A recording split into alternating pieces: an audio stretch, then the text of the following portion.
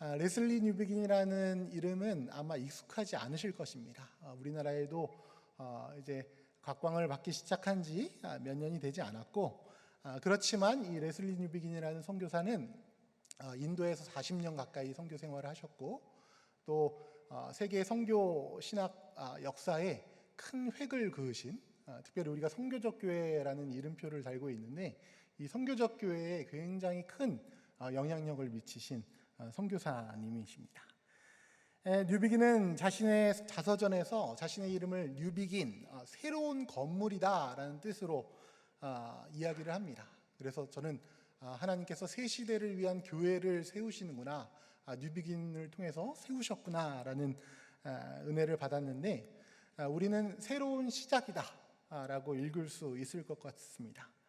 많은 선교사들의 영적인 스토리들과 또 하나님의 선교 역사를 통해서 은혜를 받았는데, 이제 새 시대를 향한 새 선교를 여시는 하나님의 은혜를 우리 레슬리 뉴비긴의 사역과 선교 사상을 통해서 우리가 오늘 배우고, 또 그것을 통해서 우리의 선교에 대한 통찰을, 시야를 하나님께서 넓혀주실 줄 믿습니다.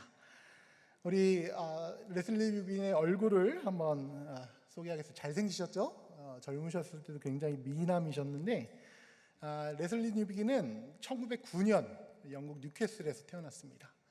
아버지 에드워드 리치먼드 뉴비긴과 스코틀랜드 출신 어머니 애니 앨런 사이에서 태어났습니다. 뉴비긴은 자신의 아버지에 대해서 이렇게 소개를 합니다. 생각이 깊은 독실한 그리스도인이며 기독교 신앙을 사업과 정치의 일상적인 이슈에 어떻게 적용할지를 놓고 늘 씨름하는 사람이었다라고 표현을 합니다.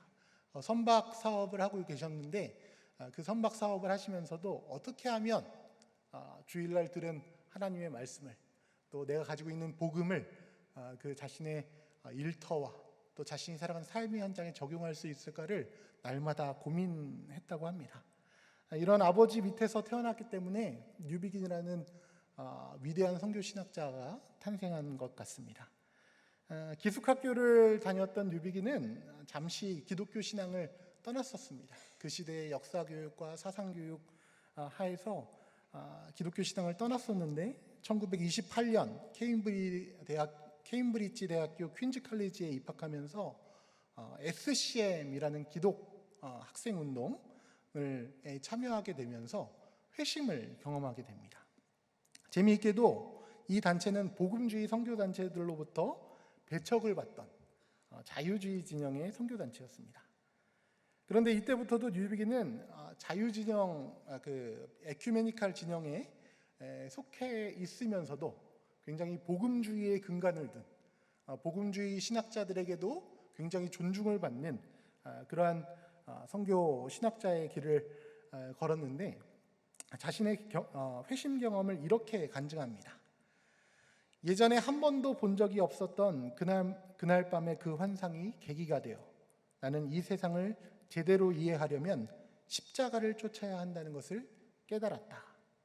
그 순간부터 나는 길을 잃을 때 어떻게 내 위치를 찾아야 할지 알게 되었다. 나의 지식이나 용기가 다 떨어졌을 때 과연 어디에서 다시 시작해야 하는지를 알게 되었다라고 고백을 합니다. 환상 속에서 십자가의 환상을 보았는데, 레슬리 뉴비긴은 에큐메니칼, 사회의 정의와 또 공의를 실현하는 데 더 신경을 쓰는 이 선교의 노선을 걸으면서도 항상 그가 고민을 다시 시작할 때에는 십자가 복음으로 돌아갔다라는 것을 우리는 그의 고백에서 알 수가 있습니다. 레슬리 뉴비긴은 항상 복음과 성경의 바탕 위에서 선교 사역과 선교 신학을 펼쳤던 선교사입니다. 그는 대학교 졸업 후에 스코틀랜드 글래스고에서 SCM 간사로 2년간 섬기다가 아내 헬렌 앤더슨을 만나고 그곳에서 인도 선교사로 헌신하기로 다짐합니다. 그리고 마침내 1936년에 스코틀랜드 국교의 안수를 받고 목사가 되고 결혼을 한 후 인도로 선교의 여정을 떠납니다. 우리 한번 사진을 볼까요? 이것이 인도에서 선교사로 또 주교로 사역하는 뉴비긴의 모습인데요. 뉴비긴은 남인도 칸치푸람 지역의 선교를 담당했습니다. 근데 이 지역에는 여러 선교 단체들이 파송되어져 있었습니다. 이 당시에 서구 기독교의 가장 큰 문제 중에 하나가 기독교 분파 문제였습니다. 기독교 교파 간의 분열이 큰 문제가 됐는데, 이 문제가 선교지에도, 이 인도 선교지에도, 또 전 세계 선교지에도 그대로 반영이 되었습니다. 그래서 선교를 하는데 큰 방해물이 되었죠. 그래서 뉴비기는 이들 교회를 선교지에서 하나님의 복음을 전하는 교회들이 하나 되는 일에 힘썼습니다. 많은 반대와 염려들이 있었지만 1947년 마침내 회중교회, 또 성공회, 장로교회, 감리교회 교인들로 구성된 남인도 연합교회를 세우고, 이 남인도 교회의 주교로 임명되어서 12년 동안 마드라스의 주교로 사역하게 됩니다. 또 이후에도 한 차례 더 10년 동안 이 마드라스에서 남인도 교회의 주교로 사역을 하지요. 그래서 이 뉴비기는 교회를 하나로 묶어서 하나님의 복음을 전하는 일에 큰 힘을 기울였던 선교사였습니다. 1974년에 40년 가까이 인도 선교 사역을 마치고 은퇴하여서 영국 버밍엄으로 돌아오는데, 이때 하나님은 뉴비긴을 새로운 선교 사역지로 부르십니다. 여기서 바로 돌아온 선교사 뉴비긴이라는 이름이 나오죠. 여러분들 그런 경험 있으실 것입니다. 저는 서울 관악구 봉천 8동에서 20년 가까이 살았습니다. 그래서 나중에 알고 보니까 저희 담임 목사님께서 제 초등학교 선배님이시더라고요. 관악초등학교 선배님이십니다. 그런데 제가 이 봉천동 골목길에서 매일 나가서 누구야 놀자라고 소리치고, 또 저녁이 되면 어머니가 창문에서 빌딩 2층이 저희 집이었는데 창문에 대고 한선아 밥 먹어라 라고 외쳤던 그 기억이 나는데, 이제 그 동네를 떠나서도 그 추억에, 또 제가 다녔던 고등학교가 사립고등학교라 이제 선생님들이 항상 이제 똑같이 남아 계셨습니다. 지금도 이제 교장 교감 하시는 분들이 남아 계신데, 그래서 선생님들을 뵈러 찾아갔었습니다. 근데 해가 지날수록 그 동네를 찾아갈수록 이제 제가 알던 동네가 아니더라고요. 얼마 전에는 제 동생에게 연락이 와서 우리가 살던 그 건물이, 새들어 살던 그 건물이 무너졌다, 이제 그 자리에 새로운 건물이 들어섰다라는 이야기를 전해 들었습니다. 이제는 제가 놀던 골목과 또 그 학교를 올라가던 그 주택가가 다 아파트로 변해서 이제는 너무나도 어색한 동네가 되어버렸습니다. 그래서 점점 더 그 동네를 향한 그리움과 찾는 발걸음이 이제 더디어지게 되더라고요. 근데 뉴비긴도 이러한 경험을 하게 됩니다. 영국으로 돌아와서 자기의 고향 고국 영국으로 돌아와서 셀리오크 칼리지에서 강의하며, 또 윈슨 그린 교회에서 목사로 10년 동안 사역을 하게 되는데, 사라져버린 옛 추억들처럼, 이제 이질적이 되어버린 옛 동네처럼 영국이 얼마나 기독교적인 것에서 멀어져 있는지를 생생하게 체험하게 됩니다. 그는 이렇게 고백합니다. 이 사역은 내가 인도에서 수행했던 어떤 일보다 더 어려운 작업이다. 복음을 반대하는 입장보다 더 직면하기 어려운 차가운 경멸의 태도를 접하곤 한다. 영국은 이제 이교도 사회와 다름이 없다. 이 만만찮은 이교 사상과의 진정한 선교적인 대면을 개발하는 일이야말로 교회가 현재 직면하고 있는 최대의 지적인 과업이요 실제적인 과업이다. 그는 학교에서 강의를 하면서 복음에 대해 말할 때 생소해하고 당황해하는 학생들의 반응에 큰 충격을 받았습니다. 기독교 국가이자 기독교 사회였던 영국에서 기독교가 쇠락하고 마치 반기독교적 사회화된 기이한 모습을 마주한 것입니다. 그곳에서는 복음을 멸시하고 냉담한 무관심을 보일 뿐이었고, 또 복음을 전해야 할 교회조차 공적인 진리라는 사실을 망각한 채 사회 속에서, 문화 속에서 복음의 진리를 증언하는데 소극적이었습니다. 진리를 말하는데 자신감과 당당함을 잃어버린 것입니다. 그가 목격한 고향 영국은 마치 외국의 선교지만도 못한 그러한 모습 같았습니다. 그래서 뉴비기는 영국뿐만 아니라 당시 서구 사회에 팽배해 있던 이런 현상과 문화를 어떻게 받아들이고 또 변질되어 버린 이교도 문화로 전락한 서구 세계를 어떻게 복음화할 수 있을까에 몰두하면서 선교적 교회론의 토대를 쌓는데 중추적인 역할을 했습니다. 이것은 아마 새로운 시대를 직면하는 코로나 이후에 또 코로나 이전에도 마찬가지였지만 이제 기독교를 이질적인 것으로 또 기독교 문화를 더 이상 자연스럽게 받아들이지 않고 또 당당하게 말할 수 없는 이러한 사회 속에서 한국교회에 주는 질문에 새로운 답이 될 수도 있을 것입니다. 뉴비기는 선교 인생 후반기에 세계 선교 역사에 많은 획을 그은 선교적 교회의 지평을 여는 많은 저서들을 저작했습니다. 그리고 1998년 1월 30일 88의 나이로 이 세상을 떠났습니다. 우리는 이 시간 말씀을 통해 선교란 무엇인가, 또 교회란 무엇인가, 또 성도란 무엇인가, 선교적 삶을 사는 성도란 무엇인가 라는 세 가지 질문에 답을 찾아보도록 하겠습니다. 오늘 본문 18절에서 예수님은 하늘과 땅의 모든 권세를 내게 주셨으니 라고 말씀합니다. 권세가 누구의 것입니까? 하나님의 것입니다. 하나님의 권세를 예수님께 이양해 주신 것이죠. 선교적 교회에 대해 이야기할 때 미시오데이라는 선교신학 용어를 빼놓고 말할 수가 없습니다. 우리말로 하면 하나님의 선교라는 단어인데요, 선교적 교회라는 단어와 동일한 뜻으로 사용하기도 합니다. 그러면 하나님의 선교가 도대체 무엇인가? 쉽게 말하면 이 선교의 주체가 교회가 아니라 하나님이시라는 것입니다. 하나님이 선교사시라는 것이죠. 선교는 하나님이 하시는 것이라는 것입니다. 우리가 전통적인 선교관 속에서 선교는 교회의 많은 사역 중 일부로 여겨지고 있습니다. 그래서 교회 사역을 평가할 때 당신의 교회는 성금 들어오는 헌금 중, 예산 중 몇 퍼센트를 선교 사역에 사용하십니까? 라는 질문을 하면서 그것을 선교를 잘하고 있다라는 척도로 판단하기도 하죠. 그런데 이 선교를 교회 사역의 일부로 여기다 보니 우리도 모르게 선교나 전도는 교회의 부흥을 위한 활동으로 또 자신의 능력을 발휘하여 자기 확장을 하는 교회의 도구로, 소유물로 여겨버리게 되었습니다.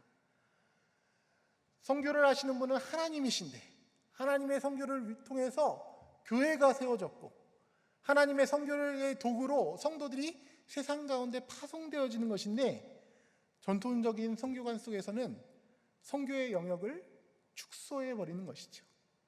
그저 하나님의 선교를 통해 세워진 교회의 일부분으로 여기는 그러한 문제점이 발생하게 된 것입니다. 그래서 뉴비기는 이 관점을 바꾸자고 이야기합니다. 교회 중심의 선교관에서 하나님 중심의 선교적인 모델로 전환하자라고 이야기하죠. 특별히 삼위일체 선교에 대해서 이야기를 합니다. 그럼 우리가 삼위일체 선교, 하나님의 선교를 통해서 무엇을 깨닫게 되는 것인가? 우리의 선교가 어떻게 달라지는가라는 것을 살펴보겠습니다. 본문에서 이야기한 하늘과 땅의 권세는 하나님의 것입니다. 우리가 팬데믹을 겪거나 전쟁과 기근을 겪을 때 질문하죠. 하나님은 도대체 무엇을 하고 계시는가? 하나님은 어디에 계신가? 여러분, 코로나 기간 동안에 하나님은 어디에 계셨습니까? 하나님은 무엇을 하고 계셨습니까? 성부 하나님은 사람들이 자신을 인정하든 인정하지 않든 그들의 마음과 생각 가운데 그리고 모든 피조물 가운데 쉬지 않고 일하고 계시며 하나님의 목적을 이루시기 위해서 은혜로운 손길로 우리의 발걸음을 인도하고 계십니다. 그러므로 세상 만물이 하나님의 통치를 인정하라라는 것입니다. 성부 하나님의 선교를 바라볼 때 우리는 하나님께서 이 세상을 다스리신다, 하나님께서 이 세상을 통치하신다라는 사실을 인정하는 것입니다. 그래서 우리는 하나님께서 무엇을 하고 계신가에 대해서 관심 가져야 합니다. 교회에서 선포되는 말씀을 통해서, 성례전을 통해서, 교회에서 이루어지는 새로운 공동체의 교제를 통해서 우리가 깨달아 알아야 될 것은 하나님이 세상 가운데 무엇을 하고 계시는가. 우리가 관심을 가져야 되는 것은 그러한 것입니다. 그렇다면 우리는 그것에 관심을 가지고 어떻게 하나님의 선교에 참여하게 될까요? 두 번째로는 성자 하나님의 선교를 바라보면 됩니다. 예수님은 내게 하늘과 땅의 모든 권세를 주셨다라고 말씀하십니다. 부르심을 받은 그리스도인들은 예수 그리스도께서 가르쳐 주신 기도에서 뜻이 하늘에서 이루어진 것 같이 땅에서도 이루어지이다고 구하는 바를 행동으로 옮기는 일에 초대된다라고 뉴비기는 이야기를 합니다. 이런 측면에서 선교적 교회의 선교는 행동하는 믿음이다라는 것을 강조하죠. 말씀이 육신이 되어 우리 가운데 거하심에 은혜와 진리가 충만하더라 라는 요한복음의 말씀처럼 성육신을 통해서 하나님은 피조물의 역사의 일부가 되셨습니다. 그래서 성자 하나님의 선교를 통해 우리는 사랑과 섬김의 삶을 실천하는 사랑으로 초대되는 것입니다. 내가 너희를 사랑한 것 같이 너희도 서로 사랑하라. 뉴비기는 예수님과 동행하며 구체적으로 이런 선교 활동에 참여해야 된다라고 권면합니다. 구체적으로 어떤 사역이냐면 죄의 용서와 용납, 또 예수 그리스도를 통해 형성된 하나님의 새로운 공동체의 삶으로 인도하는 것, 교회로 인도하는 것이죠. 그리고 하나님의 통치의 현존으로서 교회의 친교와 성만참에 참여하는 일, 마지막으로 사랑의 삶을 실천하는 일이라고 합니다. 우리는 예수님과 동행함으로 이러한 일들에 참여하게 되는 것입니다. 마지막으로 성령 하나님은 교회에 능력을 주고 교회를 가르치기 위해, 그리고 세상에 대해 죄와 의와 심판에 관한 잘못된 생각을 일깨우기 위해 친히 오셨다라고 합니다. 다시 말하면 하나님보다 앞서 나가지 않고 교회가 자기 힘과 자기 생각이 아니라 성령 하나님에 의해서 그 일을 행하고 성령의 임재에 의해 주어진 희망을 행동으로 옮김으로써 하나님 나라를 증거한다라는 것입니다. 하나님의 선교를 요약하면, 이 삼위일체 하나님의 선교를 요약하면 하나님의 통치가 이루어지는 이 하나님 나라 가운데 하나님이 무엇을 하고 있는지에 관심을 가지고 그 하나님의 일이 무엇인지를 깨달았으면 그 일에 동참하라라는 것입니다. 그리고 그 일에 동참하는 가운데 하나님의 성령께서 무엇이 옳은지, 또 하나님이 창조하셨던 아름다운 세계를 어떻게 회복하실지를 우리에게 조명해 주신다라는 것입니다. 하나님이 선교사이시고 하나님의 행위가 우리를 구원하시기 위한 선교 활동이라면, 그렇다면 교회란 무엇이겠습니까? 예수님은 19절 본문에서 그러므로 너희는 가서 모든 민족을 제자로 삼아 아버지와 아들과 성령의 이름으로 세례를 베풀고 라고 말씀합니다. 바로 이것이 교회가 할 일입니다. 복음을 전하여 예배의 자리로 초청하고 회개와 속죄를 경험하고 삼위일체 하나님의 선교에 참여하는 성도들을 세상 가운데로 파송하는 일이 바로 교회의 예배의 현장에서 지금 이곳에서 이루어지고 있는 하나님의 사건입니다. 그러나 우리가 이것을 교회의 일부의 사역으로 볼 때 단지 선교를 교회가 할 하나의 사명, 의무, 하나의 임무로 볼 때 우리는 이것에 대한 부담을 가질 수밖에 없습니다. 뉴비기는 교회란 하나님의 교회의 산물이라고 하죠. 예수 그리스도의 부활을 증언하는 과정에서 교회가 태어났다라고 합니다. 그러니까 예수 그리스도의 부활을 증언하는 과정에서 교회가 태어난 것이죠.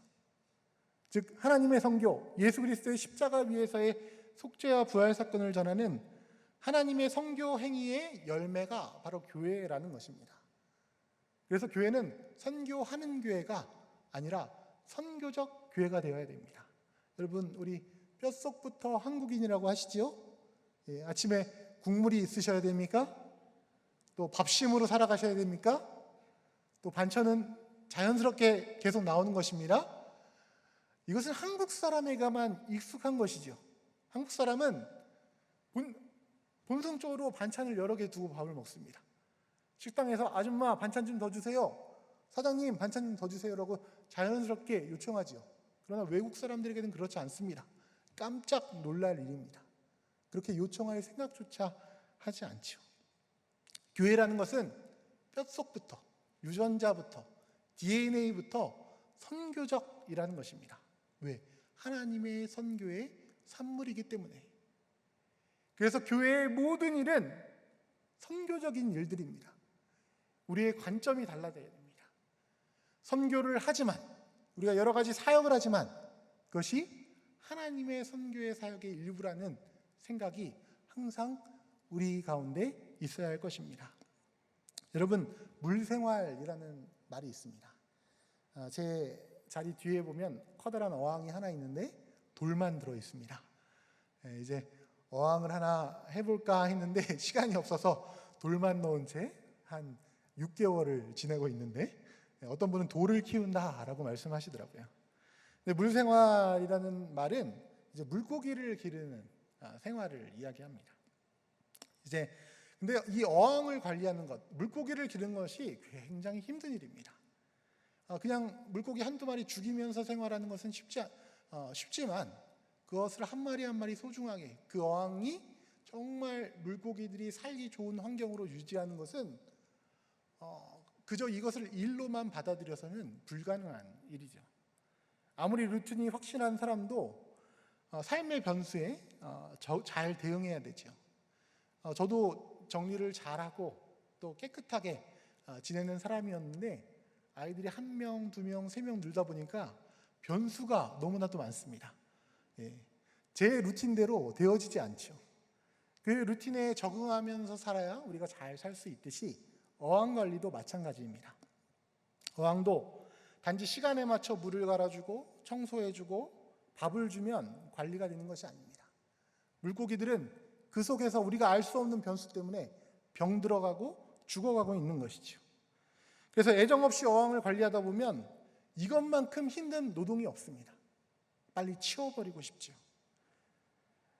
그런데 이 물생활, 이 어항을 관리하는 것이 나의 생활이 되면, 나의 삶이 되면 물고기의 눈빛이 보이고 물고기의 비늘들이 보이고 지느러미가 보입니다. 그리고 물고기들이 밥을 잘 먹는지 안 먹는지 보이게 되죠. 그 물고기의 건강을 통해서 이 물이 잘 유지되고 있는지 측정하지 않아도, 어떤 것을 보지 않아도 그 사람이 몸으로 느끼게 되는 것입니다. 이와 같이 어항 하나를 관리하는 것도 우리의 삶이 돼야, 물 생활이 돼야 그 어항의 생태계가 잘 보존될 수 있는 것이죠. 누비기는 교회도 마찬가지다라고 말을 합니다. 누비기는 선교를 일종의 전도 명령에 대한 순종으로 받아들이는 것에 대한 관점의 한계를 지적합니다. 선교를 기쁨이 아니라 하나의 의무와 부담으로, 또 복음의 일부가 아니라 율법의 일부로 받아들이는 경향이 우리들에게 있다, 이 시대의 교회 가운데 있다라고 지적하는 것이죠. 그래서 교회는 이것을 일로서, 하나의 의무로서, 임무로서 하는 것에서 벗어나 아예 체질적으로 선교가 삶이 되도록, 선교적인 교회가 되도록, 미셔널 처치가 되도록 선교적이 되어야 할 필요가 있다라고 우리에게 이야기합니다. 교회는 단지 해외나 타지로 선교사를 파송하는 주체가 아니라 이미 세상 가운데 파송된 하나님의 교회, 선교의 도구입니다. 그러므로 우리는 태생적으로 선교적인 교회입니다. 세상을 향해 보냄을 받은 사도로서 하나님의 통치를 세상 가운데 선포하고 증거해야 되는 하나님의 도구인 것입니다. 오늘 본문 20절 말씀을 통해 예수님은 내가 너희에게 분부한 모든 것을 가르쳐 지키게 하라 라고 말씀하십니다. 여러분, 오늘 인사를 기억하십니까? 다시 한번 따라해 보십시오. 나는 선교사입니다. 하나님이 이처럼 사랑하시는 세상 가운데 보내신 선교사입니다. 아멘. 교회가 선교적이 되기 위해서 모든 선교가 선교적 삶을 살아야 하는 것입니다. 당신은 선교사입니다. 뉴비기는 사람들에게 회심하고 예수님을 따르며 예수 그리스도의 공동체의 일원이 되라고 초대하는 일이 언제나 선교의 핵심이어야 된다라고 말했습니다. 이것은 교회 안에서 이루어지는 일이 아니라 교회 안과 밖에서 동시다발적으로, 즉 하나님 나라에서 성도들의 삶을 통해 이루어지는 동시적인 사건입니다. 교회 밖에 세상이 있는 것이 아니라 하나님의 나라 가운데, 하나님의 사랑하시는 세상 가운데 교회가 선교적인 삶을, 선교적인 그 하나님의 선교의 도구로 쓰임받고 있는 것이죠. 뉴비긴에 의하면 선교는 하나님 나라를 선포하는 믿음의 행위이자 예수 그리스도의 사랑으로 섬기는 사랑의 삶이며 성령의 임재와 능력으로 주어지는 소망을 행동으로 옮기는 희망의 과정이라고 합니다. 이것이 삼위일체 하나님의 부르심의 목적이고 예배를 통해 부어주시는 은혜이며 그 은혜를 통하여 우리를 세상 가운데로 돌려보내시는 하나님의 선교입니다. 그래서 선교적 성도의 삶의 자리에 사랑의 공동체가 세워집니다. 선교적 교회에서 말하는 공동체는 단지 교회 안에 모이는 공동체가 아니라 교회 밖에 흩어져 있는 하나님의 신실한 공동체를 말합니다. 우리가 교회 밖에 하나님의 새로운 공동체, 교회의 경계선을 넘어서 하나님의 공동체를, 새로운 공동체를, 기쁨의 공동체를, 희망의 공동체를 세워나갈 때 그곳에서 많은 사람들이 하나님의 교회로 초대되어지고 선교적 삶을 사는 하나님의 성도가 되어질 줄 믿습니다. 그렇다면 어떤 것이 성도가 선교적 삶을 사는 것일까요? 하나는 복음 선포를 통한 회심으로의 초대입니다. 회개하라, 천국이 가까웠다라는 선포는 그저 죄를 뉘우치라는 것이 아니라 우리가 하나님의 통치 가운데 있다라는 것을 깨닫고 선교적 삶으로 그 초대에 응답하라는 것입니다. 또 하나는 사회 각 영역과 분야에서 활동하는 평신도들의 삶이 중요하다라는 것입니다. 여러분, 제가 이제 중학생들을 한 12~13년 동안 이제 사역했었는데 이 중학생들을 보면 학교에서의 삶이 다르고 교회에서의 삶이 다르고 또 가정에서의 모습이 다릅니다. 다 다른 모습으로 살아가더라고요. 근데 우리 어른들도 마찬가지입니다. 교회에서의 삶, 직장에서의 삶, 가정에서의 삶이 분리되어져 있지요. 그러나 우리는 복음을 들었을 때 이 복음의 공적 영역과 사적 영역을 다시 하나로 묶는 일에 힘써야 합니다. 공적 영역이란 무엇입니까? 사적 영역이란 무엇입니까?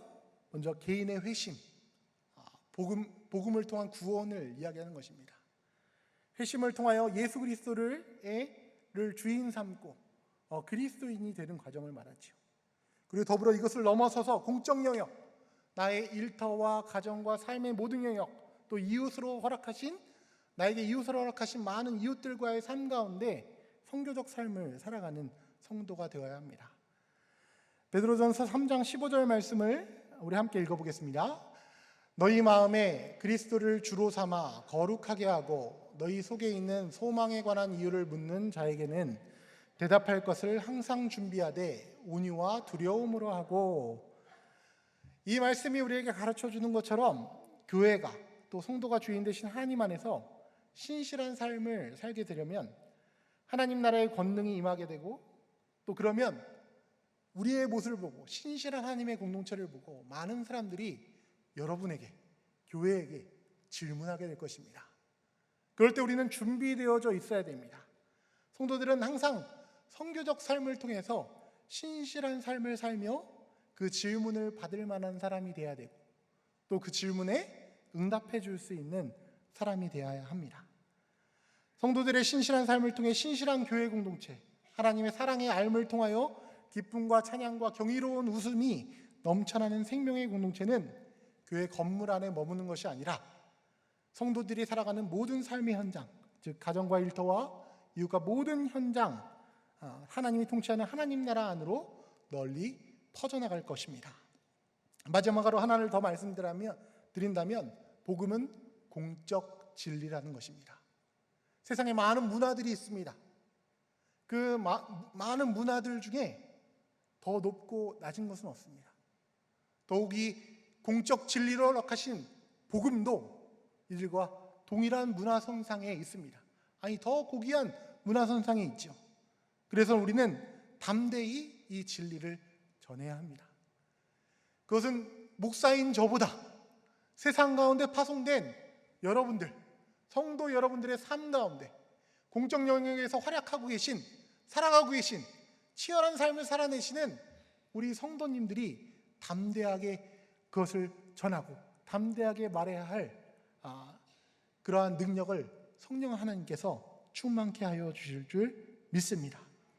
선교적 교회 가운데 이 선교적 하나님의 선교의 주체가 되는 일꾼은 바로 회중, 평신도 여러분이십니다. 말씀을 마무리하고자 합니다. 이제까지 내용은 다 잃어버리셔도 좋습니다. 얼마 전에 홈커밍데이의 일환으로 정교인 성경 퀴즈 대회가 있었습니다. 저는 무척 내성적인 사람이라 이제 경상도 출신 와이프인 저희 아내가 경상도 사람보다 더 경상도 사람 같다라고 칭함을 받는 사람입니다. 성도 한 분이 며칠 전에 저에게 리액션이 너무 없으셔서 목사님에게는 장난을 안 친다라고 고백을 하시더라고요. 그런데 제가 그 성경 퀴즈 대회 때 방송실에서 일손이 부족해서 돕고 있다가 저희 분평교구가 성경 퀴즈 대회 1등을 했습니다. 그래서 너무 감격한 나머지 뛰쳐나가서 저희 분평교구 식구들 앞에서 만세를 외쳤습니다. 제가 이렇게 큰 반응을 보였던 것은 상당교회에서 처음이었죠. 제가 너무 기뻐서 기쁨이 폭발해서 성도들 앞에서 분평교구 만세를 외친 것입니다. 레슬리 뉴비기는 선교를 기쁨의 폭발이다라고 표현했습니다. 선교는 기쁨의 폭발이다.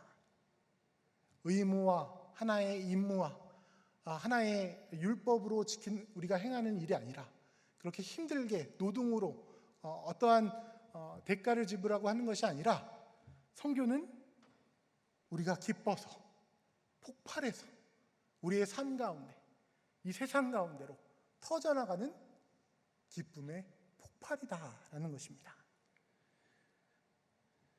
예수님은 본문 20절 말씀으로 우리에게 말씀하십니다. 볼지어다 내가 세상 끝날까지 너희와 항상 함께 있으리라. 우리는 사실 이 자리에 앉아있지도 못할 죄인이지만 하나님은 우리를 예배의 자리로 부르시고 속죄하시고 말씀과 성령의 성례와 예배의 공동체의 교제를 통해서 삼위일체 하나님의 선교 가운데로 초대하셨습니다.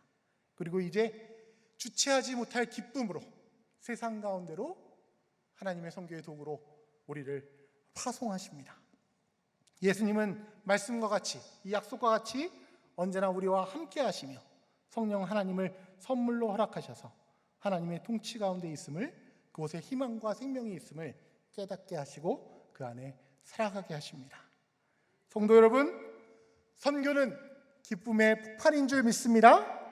여러분의 허락하신 하나님의 통치 가운데 하나님과 동행하시며 삼위일체 하나님의 선교에 기쁨으로 동참하시는 선교적 교회의 생명을 살리는 성도가 되어야 할 것입니다. 우리 이 시간 함께 기도하기 원합니다. 하나님의 통치를 깨닫는 성도 되게 하소서. 예수 그리스도의 사랑의 선교에 동참하는 성도 되게 하소서. 성령 하나님의 조명을 통하여 힘을 얻고 능을 얻어 기쁨의 폭발로 세상 가운데로 뻗어나가는 선교적 삶을 사는 선교적 교인이 되게 하여 주시옵소서. 만물의 주관자 되신 하나님 아버지, 세상 만물이 하나님의 통치 가운데 있음을 깨닫고 성자 예수님께서 이 땅 가운데 행하시는 사랑과 섬김의 자리에 동행하게 하여 주시옵소서.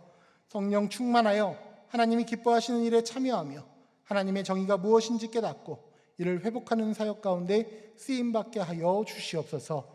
무엇보다 주의 성도들이 교회의 경계를 벗어나 그것을 넘어서 주께서 우리에게 이웃을 허락하신 이들에게 복음의 기쁜 소식과 그리스도의 사랑과 성령의 충만함을 전하게 하여 주시옵소서. 예수 그리스도 이름으로 기도드립니다. 아멘.